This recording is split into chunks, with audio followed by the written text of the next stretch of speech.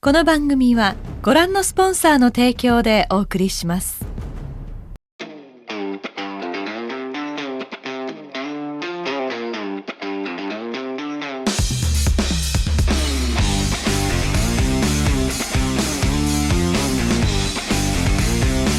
반갑습니다. 연예인 김대장입니다. 오늘은 2024 C125 오리지널 프리미엄 커브죠. C125에 대해서 한번 살펴보도록 하겠습니다. 제가 지난 영상이 2022년도에 한번 이제 촬영을 하고 나서 지금 2년 만에 또 C125를 다루는데 C125 같은 경우에는 커브라는 네이밍을 버리고 정식 명칭이 이제 C125로 나왔어요. 그래서 조금 더 차별화를 두겠다라는 혼다의 좀 전략이죠. 그래서 디자인도 초창기 커브의 디자인을 그대로 따라가고 있습니다. 외형적인 면은 클래식한 부분을 조금 더 강조를 하지만 전체적으로 봤을 때는 스마트키라든지 전자장비가 많이 달려있기 때문에 과거의 디자인을 가지고 현대적인 감성으로 좀 버무렸다. 커브는 뭐 누구나 다 알죠. 그래서 C125와 슈퍼커브 중에서 고민을 하고 계신 분들이 좀 있으실 것 같은데 살짝 좀 비교를 해가면서 C125를 왜 사야 되는지 아니면 C125를 굳이 사지 않고 커브가 좀 더 좋은지에 대해서 한번 스펙을 가지고 객관적으로 좀 바라볼게요. 처음 봤을 때는 디자인 자체는 솔직히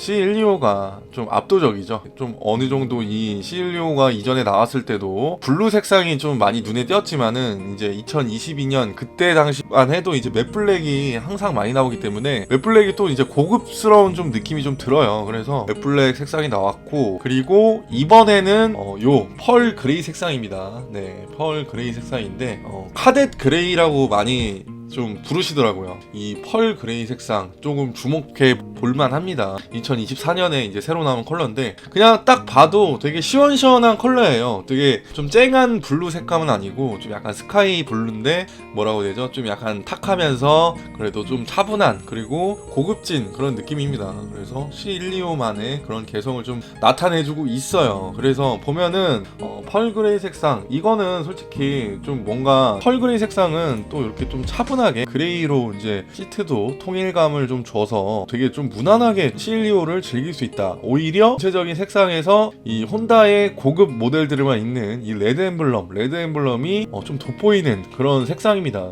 그래서 실제로 보면은 더 이쁘고, 내가 봤을 때는 2024년에 펄 그레이 신차를 조금 생각하고 계신 분들도 되게 많으실 것 같아요. 예, 실제로 보면은 좀 약간 이런 느낌을 연출할 수가 있죠. 이게 좀 하늘색이라고 좀 보시면 될 것 같습니다.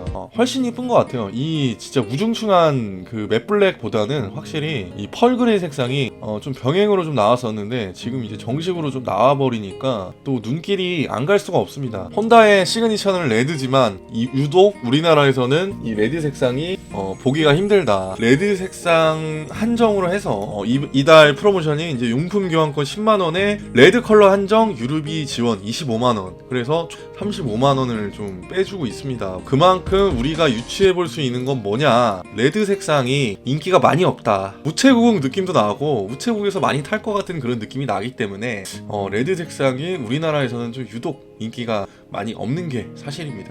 당연히 이제 좀 인기가 많은 맷그레이 색상은 그대로 쫓아갑니다. 맷그레이 같은 경우에는 진짜 이게 전체적으로 블랙 처리가 되어 있기 때문에 진짜 좀 프리미엄 이미지를 불러 모을 수가 있어요. 솔직히 깔끔한 걸 원하신다라고 하면은 괜찮다고 봅니다. 사실은 요즘에 이제 헌터커브도 많이 나왔기 때문에 거의 헌터커브랑 가격 평준화가 되어 있어요. 그래서 C125가 인기가 많이 없습니다. C125만 나왔을 때는 모르겠지만 지금 헌터커브로 다 가는 추세이기 때문에 C125를 아마 이제 타시는 분들은 왠지 제가 봤을 때는 세컨용으로 이제 타시는 분들, 커버는 타기 싫고 좀 뭔가 나는 125cc급의 스마트키가 달려있고 뭔가 ABS까지 달려있는 그런 모델을 좀 선호한다 라고 하시는 분들, 아니면 애초에 그냥 C125를 선택하시는 분들도 있겠지만 대부분 보면은 커버를 타다가 좋은 경험을 갖고 넘어오시는 분들도 되게 많다고 저는 봅니다. 이제 저 같은 사람들은 이 스마트키가 정말 필요합니다. 예, 스마트키 이게 별거 아닌데 아침마다 이 키를 내가 꽂아놓고 왔나, 또 키 아침에 또 출근하려면 키 또 책상에 안 놓고 제자리에 안 놓고 옷 주머니에 막 넣어놔서 못 찾고 세탁기에 막 넣고 돌리고 막 이런 경우 되게 많습니다. 키도 막 잊어버리고 이런 경우도 되게 많은데, 스마트키 같은 경우에는 키를 꺼낼 일이 별로 없잖아요. 그렇기 때문에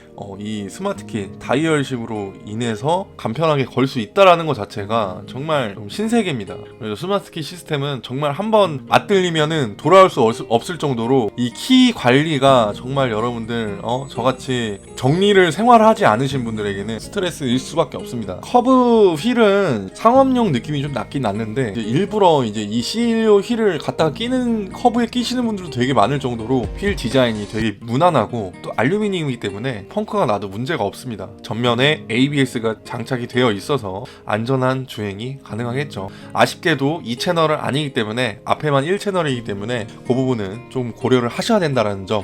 대신에 이 휠 디자인은 너무 완벽합니다. 그리고 이제 LED 라이트로 이렇게 나와 있죠. 요게 뭐라고 또 이제 되게 고급져요. 요 LED가 또 전력 소모도 덜하고 되게 이제 경제적이면서도 신형 느낌이 좀 나기 때문에 혼다에서는 LED를 좀 적극적으로 좀 활용을 하는 편입니다. 방향지시 디자인도 되게 좀 날렵하게 돼 있죠. 리어 테일램프 디자인도 상당히 이쁘죠. 그리고 계기판 또한 아날로그 형식이 아니라 이제 디지털 계기판인데 아날로그와 이제 디지털의 조합이죠. 근데 이 계기판 같은 경우에는 사실 이 전체 LCD로 돼 있으면 더 좋았을 텐데 LCD 계기판 자체가 이 원형으로 되어 있어서 되게 이제 좁고 뭐 크게 불편한 건 아니지만 기어 표시라든지 이런 부분들은 좀 크게 되어 있고 그리고 기어 엔단 표시는 또 따로 이렇게 좀 빼놨기 때문에 아날로그와 혁신적인 조합입니다. 전체 LCD로 나와줬으면 어땠을까. 오히려 이제 헌터 커브보다 조금 좀 뒤처지는 듯한 느낌이죠. 타보면은 되게 좀 부드럽습니다. 기어 변속이 되게 부드럽고 역시 혼다를 왜 타는지 알 정도로 커브 자체는 되게 엔진도 조용하고 정말 이 기어 변속하는 맛이 있어요. 기어 변속하는 맛이 있습니다. 그렇기 때문에 또 오히려 이 작은 엔진에서 125cc 작은 엔진에서 시내 주행할 때는 크게 부족함을 느끼지 못할 정도의 출력이 나와주기 때문에 상당히 좀 만족하면서 탈 수 있습니다. 두 번째는 아무래도 좀 미친 연비겠죠. 예, 연비 자체가 지금 뭐 공식 연비는 아니지만 70으로 나와 있는데 그냥 미쳤습니다. 그냥 기름 한 번 넣으면은 서울에서 기름을 거의 안 먹습니다. 기름을 언제 넣는지 까먹을 정도로 정말 타면 탈수록 경제적인 바이크라고 볼 수가 있죠. 그렇기 때문에 125cc 엔진 이 자체가 아무래도 C125의 핵심입니다. 이 엔진을 가지고 또 C125를 만들고 헌터커브를 만들고 이제 자체적으로 이제 계속해서 파생을 해 나가겠죠. 확실히 개선된 서스펜션도 프론트 10mm, 리어 19mm를 길게 하여 보다 매끄럽고 노면 충격을 흡수해 더 쾌적한 주행 감각을 실현했습니다. 확실히 뭐 커브보다 좋을 수밖에 없어요. 근데 엄청나게 좋다, 드라마틱하게 뭐 승차감이 좋다 이건 아닙니다. 네, 제가 둘 다 타본 결과 솔직히 잘 모르겠어요. 근데 확실히 이제 프론트랑 리어 스트로크를 좀 늘려놨기 때문에 커브보다는 확실히 좀 뛰어난 승차감을 자랑할 수가 있습니다. 그리고 이제 원심 클러치로 이렇게 조작이 가능하게끔 되어 있다. 최고 출력은 9.8 PS에 7,500rpm, 배기량 124cc,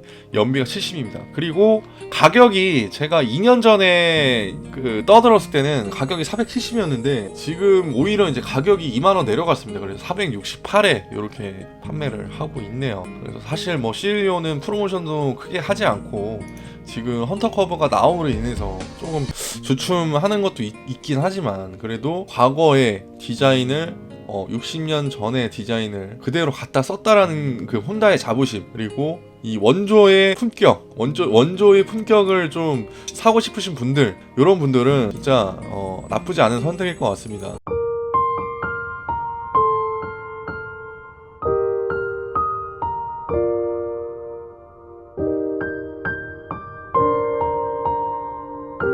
뭘 입어야 될지 모르겠다고?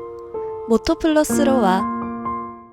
둘 다 이제 공랭식 단기통인 건 맞습니다. 둘 다 공랭식 단기통인 건 맞는데 슈퍼커버 같은 경우에는 109cc 그리고 C125는 124cc 그래서 한 15마력 정도 차이가 납니다. 15cc 정도 차이가 나고 초반 토크는 사실 제가 느꼈을 때는 잘 안 나가요. 안 나가는데 확실히 C125가 좀 더 부드러운 느낌이 좀 나는 것 같아요. 제가 봤을 때는. 그리고 최대 출력은 거의 차이가 없어요. 슈퍼커버 같은 경우에는 9.1마력 8000rpm에서 나오고 그리고 C125 같은 경우에는 9.8마력에 7500rpm RPM을 조금 500rpm 좀 덜 쓰죠. 그리고 최대 토크는 1.0에 5500rpm, 그리고 슈퍼커브는 1.1에 6250rpm. 오히려 최대 토크는 RPM을 더 씁니다. 그리고 이 단점이 또 오히려 C16의 단점이 뭐냐면 연료 탱크가 슈퍼커브보다 작습니다. 네, 슈퍼커브 같은 경우는 4.2L인데 C16 같은 경우는 3.7L예요. 이 연료 탱크 크기만 조금 어느 정도 늘려놨으면 뭐 디자인 때문에 그런지는 모르겠지만 연료 탱크가 조금 아쉬운 건 사실입니다. 그래서 3.7L밖에 안 되기 때문에 연비가 뭐 물론 좋은 건 알겠지만은 연료 탱크가 조금 슈퍼커브에 비해서 아쉽다. 생각보다 차이가 많이 난다 라고 보시면 될 것 같고, 연비는 뭐 둘 다 훌륭하죠. 슈퍼커브는 좀 괜찮아요. 슈퍼커브는 좀 괜찮은데 저는 이제 키가 180이다 보니까 슈퍼커브를 타든 C16를 타든 뭐 상관은 없습니다. 근데 이게 시트고가 40mm가 차이가 납니다. C16는 780이고 슈퍼커브는 740입니다. 시트고에서 오는 이 4cm의 괴리감, 그래서 키가 작으신 분들이 C16를 타기에는 조금 부담스러울 수는 있죠. 그렇게까지 막 부담스럽지는 않은데 시트고가 높아서 그런지 오히려 핸들 높이가 약간 애매한 그런 포지션이 나올 수밖에 없습니다. 그래서 장거리 주행 시 좀 허리가 좀 아픈 그런 상황이 좀 직면하게 됩니다.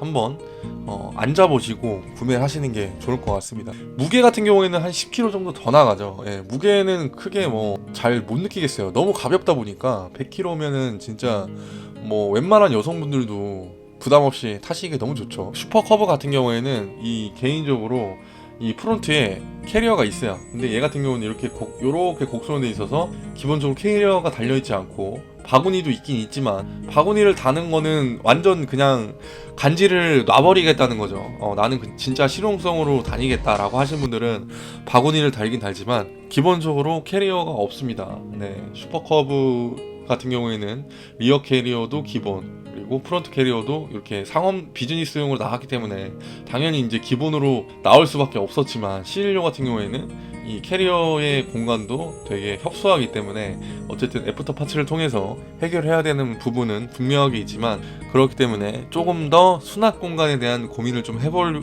필요가 있다. 그리고 제일 큰 차이는 아무래도 좀 전자장비죠. 네, 전자장비가 ABS가 달려있냐 없냐.